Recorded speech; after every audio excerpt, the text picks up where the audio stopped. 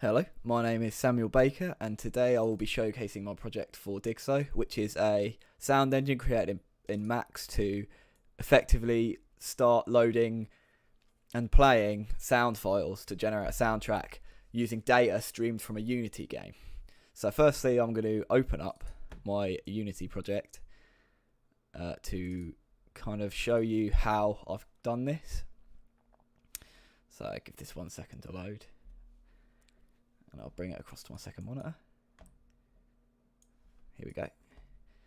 Now, firstly, I will show you how I did how I streamed the data to Max, which I used something called Open Sound Control, which I downloaded from the asset store. It's something called EXT OSC. So I attached a OSC manager to my scene, which over here creates this. Initially it created a transmitter and a receiver, but I had to remove the receiver because Max wouldn't receive any data if there was already a device that was receiving on that port. So I left the transmitter object on the OSC manager object, which it chooses to set the IP address to localhost, which is 127.0.0.1, and the port to 7000. And I've put on auto connect, so I guess it just auto connects to that port when you attach a device to it. And then on my player object, at the bottom here, I have added a OSC transmitter for a float, and I've titled it to route through the address of proximity. And then I added my movement script up here into that target selection at the bottom, and then I selected the float of proc send, which is this one here, and that's basically how you stream the data to Max. And now I'll open the Max project to show you how I've done that. Here we go.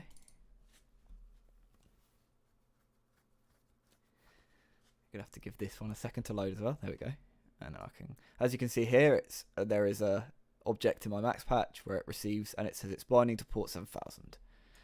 And so here we go, here's the Max patch. I will take it off of presentation mode, and if I open up this sub patch here, which is at the top of my patch, it shows you how I've done the receiving of the data. So I've got a UDP receive on the port 7000. This takes the root of the title of the proximity, which will be the variable that is being sent through, and that goes into this integer object.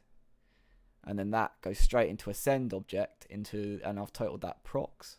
So I can close that now. So this will change as the game progresses and as that variable changes in game. I've got another subpatch here called samples, which is where I loaded all my samples. So it load bangs, initially when the project starts, it loads all of these and it reads all these WAV files. And I'll put them into all their own separate buffers. Let's close that up. Now let's start from the top. So we've got our proximity variable, which is being sent through Unity to Max, and that will go all the way over here into this select object, and then along here are all the different numbers that I want these sound files, like over here, here, and here, to trigger basically. So the first one, it will go down here, and it will trigger this start, which will play this buffer here, which has got the choir1 WAV file inside, and that will start playing. Now I've also got it sending into these if statements all along on the patch, and basically what this means is once it reaches, so if it says if this integer here is less than or equal to 60, then it'll output 1, else it'll output 0. So what this is for is this will go straight into this loop object, and if it's 1, the loop will be triggered to on, and it will loop this continuously whilst that integer is below 60 or equal to 60. And this if statement also goes into a select object of 0 and 1. Now this was used to do the gain sliders for my sound effects, so they're not so abrupt, they don't just jump out at you when it reaches 60. So these go down here and they go into two message boxes saying 30. So this is the volume of the gain that you want it to go to. It will go to 30, and it will do that in 5 seconds or 5,000 milliseconds. Now this goes into a line object, which basically creates a ramp, and that goes into this number collector, and then that goes into a gain slider. So say it's hit 60 or below 60, it will hit this, and then this will go up to 30 in 5 seconds. And it does that all along all of these. Every single WAV file buffer that I've created, it will do this when that variable reaches this number. Now, I will demo this by activating my actual project. I will close Unity. And I've created, for this project, an application. So when you run this, it will load up that patch as an application like this. And it looks all nice and neat, and I've created all the game sliders at the bottom. Now to first run this, this is a bug which I haven't fixed. You need to click DAC here, and then you've got to turn on the audio output, because by default it's turned off, and you've also got to make sure your output device is set to the default one that you're currently using. So I've done that, that's on, this should work, and then I can turn that, minimize that, come out, and then I can go to my follower game, activate my game, and this comes up here, this little screen. You can pick your screen resolution, whether you want it windowed, the graphics quality, etc. I'm going to put this on display too, so you can see that, and then just go with a random. Let's go with this, so it's a little window, and then click play. As you can see, the game started, and I can come down here and open my max patch, so you can see that.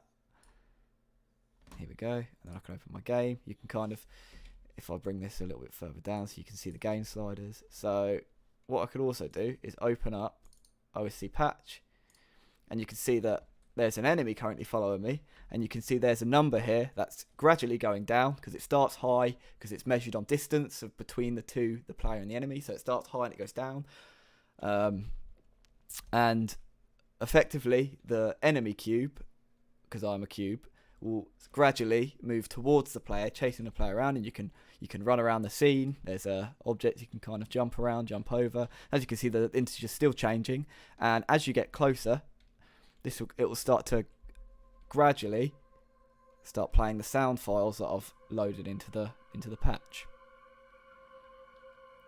And as you can see, it's slowly ramping up the closer it gets. It's getting more intense. The energy levels are going up.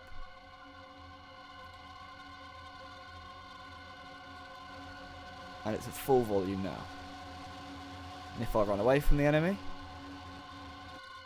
it will start to turn the soundtracks off.